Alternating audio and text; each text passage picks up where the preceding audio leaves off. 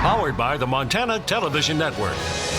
This is the 10 o'clock news on Q2, Montana's news leader. Good evening, everyone. Thanks for joining us this Thursday. I'm Jeanelle Slade. And I'm Russ Riesinger. A woman missing, a body found, and a lot of questions tonight surrounding what Yellowstone County authorities are now calling a homicide. Yellowstone County Sheriff Mike Linder not confirming the female victim found east of Laurel last night is that of 57-year-old Lori Bray.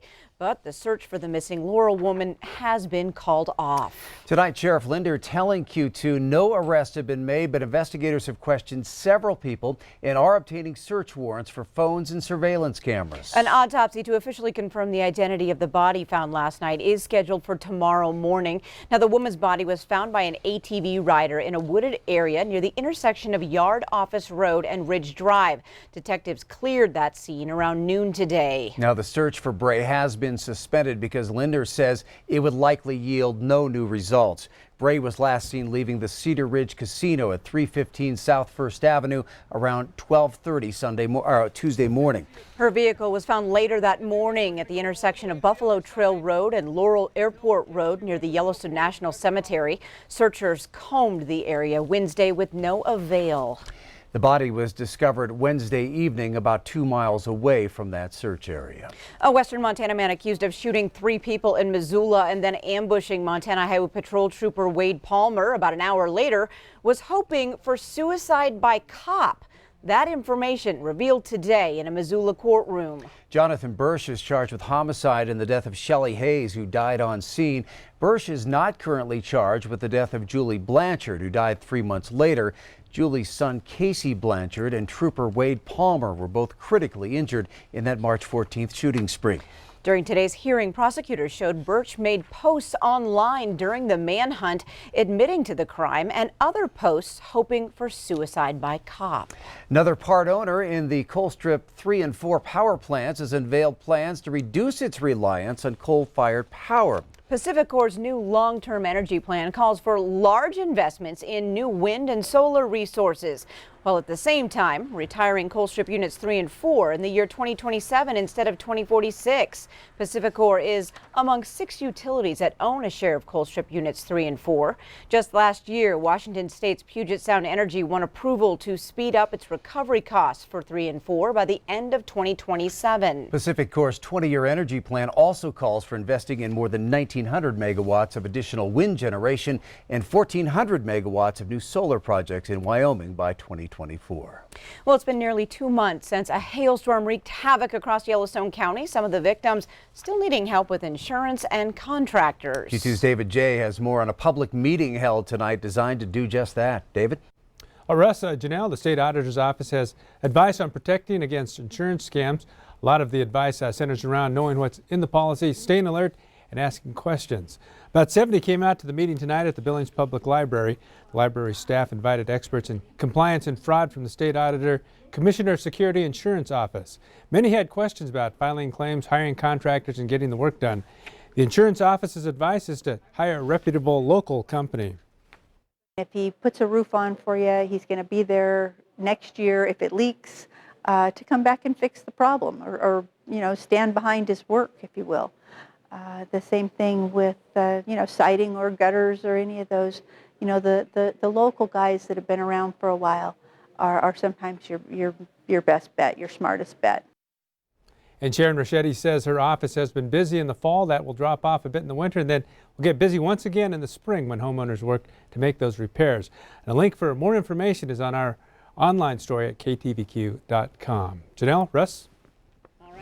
Thanks so much, David. All right, turning to weather now. Unfortunately, last month we didn't have much hail. You're taking a look back at what our weather was like. Yeah, and it's amazing. So we kind of had, we did.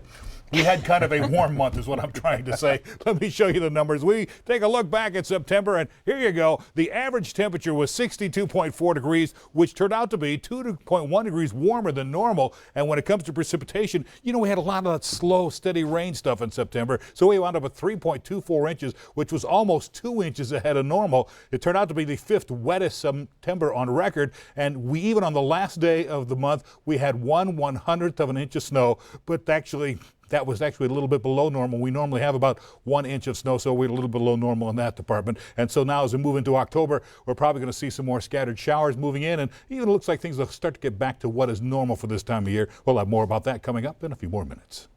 All right, thank you, Bob. Senator Jon Tester held a town hall meeting here in Billings today. He was asked, what can politicians in Washington, D.C. do to inspire youth to have an interest in politics again? The senator answered with setting an example of professionalism, but he says political opponents jump on the other guy and rush to judgment too quickly. This whole issue about the impeachment is a prime example. I think you got to try to keep your mind open and try to keep the politics out of it, try to do what's best for the country. That's why I'm here. When asked about the Green New Deal, Tester says it is important to have debate from both sides. He says it's not getting discussed because there are too many non-climate issues in the bill. Cattle prices for ranchers, public lands, health care, and veterans issues were among the other concerns expressed. And the senator talked to us about U.S. tariffs on Chinese goods. Most everybody will tell you, if not everybody, that you can put tariffs on China, but if you don't have your allies with you, they're not very effective. And I think that's what we've seen over the last year plus, is that the tariffs have been put on and they're just waiting us out. If we had more of our allies along, number one, we wouldn't lose those markets, and number two, I think China would come to time a lot quicker. And by the way, they're doing bad things to us, but they're doing bad things to Australia, Argentina, all those other countries, so they should want to join us. Other issues brought up today included immigration, dark money in campaigns, and mental health. A Missoula businesswoman with roots in the Montana political scene announced her campaign for governor today at the state capitol. Whitney Williams is the fourth Democrat to enter the Montana race, which includes Lieutenant Governor Mike Cooney, State Representative Casey Schreiner, and former State Representative Riley Neal. Williams is the CEO of Williams Works, which provides strategic services to corporate, nonprofit, and philanthropic clients, such as the Nike Foundation. She's running on a platform of protecting public lands, investing in small-town Montana, and being the best chance of defeating Republican candidate Congressman Greg Gianforte. Now, Williams is the daughter of the former Montana Senate Majority Leader Carol Williams and former Congressman Pat Williams. She also worked in the Clinton White House.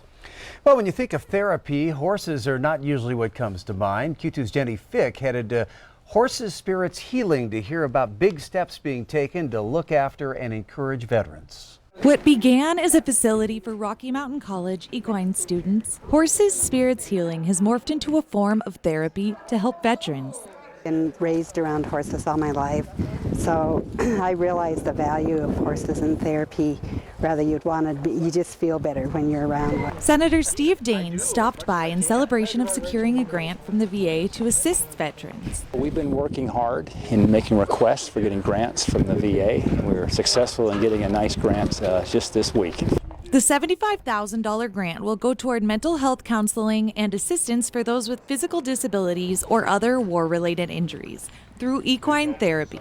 This equine therapy has been proven to reduce PTSD. We also can help veterans who have spinal injuries, who have traumatic brain injuries. The science proves that equine therapy works. Montana has the highest number of veterans per capita in the country, with 22,000 living in Yellowstone County alone. See how this therapy is really helping these veterans who sometimes feel disconnected. When you think about our suicide rate here in Montana, it's the highest in the nation. 22 veterans a day take their lives across this country. This is a way to help those veterans in need by connecting with a horse. Especially with the veterans and with children or adults with disabilities, they mirror how they feel, and if sometimes it's just you can just be with them. They don't judge, they don't care. Who can turn down that warm velvet nose? 277 veterans have been helped by equine therapy at Horses Spirits Healing to date. They are involved in everything from grooming to learning to ride the horses, gaining confidence, and building a bond. Senator Daines got to join in with a few of them for a game of horse frisbee. In fact, Colt and he was one of my teammates, Colt and Jeffrey. We worked out a little strategy before we started here in our huddle about playing the short game here in Ultimate Frisbee on the back of a horse. So it demonstrates teamwork and connecting with one another. In Billings, Jenny Fick, MTN News. All right, thanks so much, Jenny.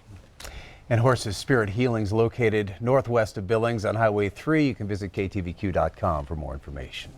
A Kansas man is alive after spending 2 nights in Wyoming's cold, snowy Bighorn Mountain wilderness. 61-year-old Rudy Miller got separated from his hunting group in the Elephant Foot area on Monday. Sheridan County Search and Rescue looked through the night, but fog, snow, and rain created challenges.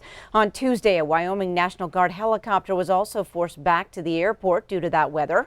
On Wednesday, a hunter spotted Miller in the Sibley Creek area. Then a horseback search team tracked him down. He was taken to Sheridan for evaluation.